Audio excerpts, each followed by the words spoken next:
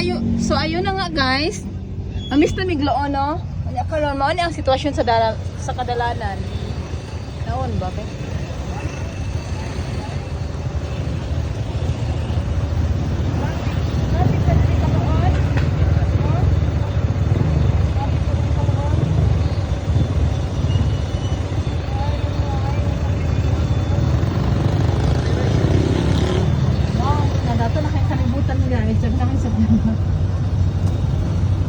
Mama, ayun na lang kay buutan kay si Kuya o ninaog doon siya para magkuhan. Traffic yan. Oh. Hindi man siya kalusot sa man sila.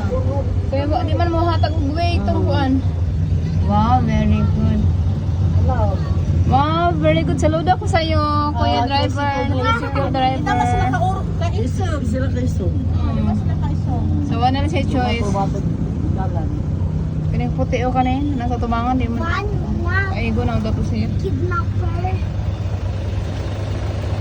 So, yeah, mao ni ang sitwasyon, guys. So, ang oras karon na to, guys, is mag-alas 12 na.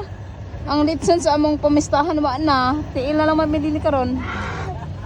Kaya na late naman me. Analula naman si Mobile. Sakit na. Ang bata na mong gigutom mo, alam na mahaw. Wala gito siya pamaw pa din. Oh, lagi, may pamahaw pa na. Gas magira niya. Kaya isa ka bata dali, nag-ilom na ni guys, pero di, gutom na ni. So yeah, mga na sitwasyon guys. Ginaka